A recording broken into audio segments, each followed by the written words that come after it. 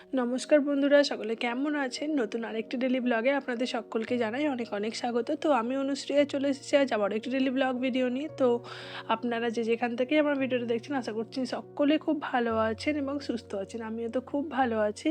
তো চলুন আজকের ভিডিওটা শুরু করা যাক। ভিডিওটা তো ক্লিপগুলো ছোট ছোট যে ক্লিপ, সেগুলো দেখে তো বুঝতেই পারছেন যে কী বিষয়ে ভিডিও। তো আজকে ছিল লক্ষ্মী পুজো বাড়িতে। তো সেই নিয়েই যেটুকু ভিডিও করা যায় সেটাই করছি আর শেয়ার করছি তো আপনাদের সাথে। আশা করি ভালো লাগবে। তো চলুন শুরু করি।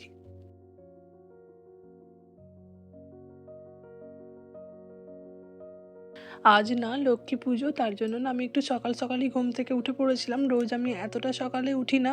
সকাল বলতে কি, ওই 6টার দিকে উঠে পড়েছি আমি আর কি। 6টা 15-20 হবে এরকম উঠে পড়েছি। তো অন্য অন্য দিন না 7:30 মতো আমি শুয়ে থাকি মিষ্টির কাছে, কারণ আমি উঠে পড়লে না ও উঠে পড়ে।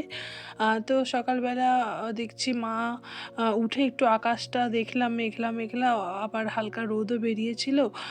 তো তারপরে কিছুক্ষণ কাজ টাজ করে নিয়ে দেখি মা স্নান টান সেরে মা পুজোর জোগাড়ে বসে পড়েছে।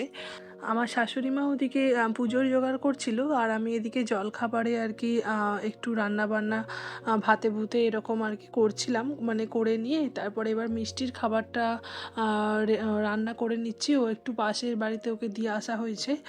তো তারপরে রান্না টান্না করে মিষ্টির খাবারটা রান্না করে নিয়ে তখন আমি বিছানা তুলতে পারিনি, যেহেতু ওর বাবা শুয়েছিল একটু বেলা অবধি।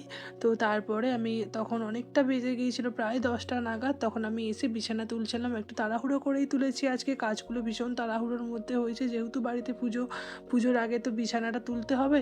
কিন্তু ওর বাবা যেহেতু শুয়েছিল তাই আমি আর কিছু বলতে পারিনি সকালবেলা। তো তারপরে ব্রাহ্মণ ঠাকুর যেহেতু দেরি করে এসেছিলো, তাই সমস্ত কাজ মোটামুটি আমাদের গোছানোও হয়ে গিয়েছিলো। ওদিকে আমার সমস্ত বাসি কাজ কমপ্লিটও হয়ে গেছে। এদিকে দেখছি মা লক্ষ্মীর হাঁড়ি আর কি নামিয়ে তারপরে লক্ষ্মীকে আর কি পেতে দিচ্ছে। আমাদের এরকম তো ধান লক্ষ্মী, যেটা আমার বাপের বাড়িতে ছিল না, এটা আমি এখানে এসেই প্রথম দেখেছিলাম। তো এরকম ধান দিয়ে আর এসব কাটা, তারপরে এটা ওটা দিয়ে ওই আমি অত কিছু নাম জানি না যদিও। তো ওগুলো দিয়ে আর কি সাজানো হয়, তো সেগুলোই সাজাচ্ছিলেন। আমি ভাবলাম একটু তোমাদের সঙ্গে শেয়ার করব, তো তার জন্য একটা ক্লিপ নিয়েছিলাম। আর বাইরে যেহেতু রোদ বেরিয়েছিল, তাই ব্ল্যাঙ্কেটগুলো মানে যেগুলো গায়ে দিই সেগুলো একটু রোদে গরম করতে দিয়েছিলাম। ওদিকে দেখি মানে ঠাকুরমশাইও ততক্ষণে চলে এসেছেন। ঠাকুরমশাই যেহেতু একটু দেরি করে এসেছিলেন না, তাই সমস্ত কাজগুলো আমাদের হয়ে গিয়েছিল।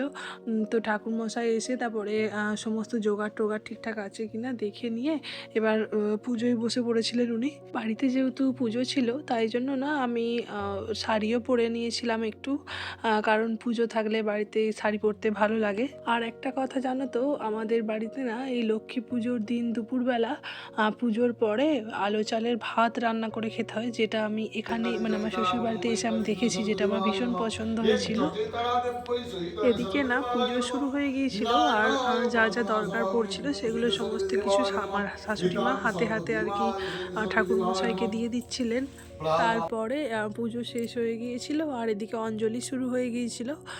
আমার শাশুড়ি মা যেহেতু উপোস করেছিলেন, তাই উনি অঞ্জলি দিচ্ছিলেন। তো অঞ্জলি দেওয়া মিটে যাবার পরে আমাদের হচ্ছে যে বাড়িতে, এটা আমি এসে থেকে এখানে দেখছি যে তুলসী তলায় গিয়ে বাতাসা নিয়ে আর হচ্ছে ঠাকুর মশাই একটু মন্ত্র বলে দেন, দিয়ে ওই যে তুলসীতে আর কি হরির লুট দেয় যাকে বলে তুলসী তলায়, তো সেটাই দেওয়ার জন্য ঠাকুর মশাই যাচ্ছিলেন। গিয়ে তারপরে ওই পুজো করে তুলসী মন্দিরকে হরির লুটের বাতাসা ওই দুটো একটা আর কি আমাদের হাতে হাতে দিয়ে দেন, দিয়ে বাকিটা আমরা বাড়িতে রেখে দিই, পরে পরে খাওয়া হয়। পুজো হয়ে যাওয়ার পরে আমি প্রসাদ খেয়ে নিয়েছিলাম। আর প্রসাদ খেয়ে নেওয়ার পরে আমি চলে গিয়েছিলাম ছাদে, কারণ জামা কাপড়গুলো একটু উল্টে দিতে হবে, যেহেতু শীতকাল আর রোদের তেজ তো খুব একটা নেই, তাই মিষ্টির জামা কাপড়গুলো যাতে না, মানে যদি না উল্টে পাল্টে দেওয়া হয় না তো শুকোয় না, মানে ভিজে ভিজে থাকে বা নরম নরম থাকে। তো সেই জন্যই আমি ছাদে চলে গিয়েছিলাম। ওখানে গিয়ে সমস্ত জামা কাপড়গুলো উল্টে দিয়ে নিচে আসলাম। নিচে আসার পরে আমার শাশুড়ি মাও প্রসাদ খেয়ে নিয়েছিলেন ততক্ষণে। আর তারপরে যেহেতু আমাদের বাড়িতে বললাম যে আলু চালের ভাত হয়, তো সেই ভিডিও ক্লিপটা আমার নেওয়া হয়নি, কারণ সেই সময় আমি একটু ব্যস্ত হয়ে পড়েছিলাম। তো অন্য সময় দেখিয়ে দেবো তোমাদের যে আমাদের আলু চালের ভাত হয় আর কলা পাতাতে খেতে হয়। তো যাই হোক, ওই আলু চালের ভাতের জন্য আমি শুধুমাত্র কয়েকটা আলু আর কি ছাড়িয়ে দিচ্ছিলাম। মা ভাতটা বসাচ্ছিল, তো মা তো সকাল থেকে উপোস করেছিল, তো আলু চালের ভাতটা যাতে তাড়াতাড়ি খেতে পারে তার জন্য আমি আলুগুলো ছাড়িয়ে দিচ্ছিলাম। আমি ছাদ থেকে এসে দেখছি দেখছি মিষ্টি ঘুম থেকে উঠে পড়েছে আর তাকিয়ে তাকিয়ে দেখছে, খেলা করছে। তো ওকে কোলে নিয়ে আমি ওই ভিডিও ক্লিপটা যেটা তোমরা দেখলে, তো সেটাই আর কি করে নিয়েছিলাম। আর করে নেবার পরে আমি নিচে চলে গিয়েছিলাম আলু ছাড়াতে। তো যাই হোক, ভিডিওটা আজকে এখানেই রাখছি। দেখা হবে তোমাদের সঙ্গে নেক্সট ব্লগে। ততক্ষণের জন্য তোমরা সকলে খুব ভালো থেকো, সুস্থ থেকো। আর আমিও তো আর আমার ভিডিও যদি তোমাদের ভালো লেগে থাকে তাহলে অবশ্যই আমার চ্যানেলটাকে লাইক করো, সাবস্ক্রাইব করো আর আমার পাশে থেকো, যাতে আমি এরকম আরও অনেক ভিডিও বানাতে উৎসাহ হই। বা আমার যদি কোনো ভুল ত্রুটি থেকে থাকে তাহলে তোমরা যারা আমার ভিডিও দেখছো তারা আমার ভুলগুলো একটু ধরিয়ে দিতে পারো, যাতে আমি মানে তোমাদের পছন্দের মতো ভিডিও তোমাদেরকে উপহার দিতে পারি। তো যাই হোক, আজকের মতো ভিডিওটা এখানেই রাখছি। টাটা।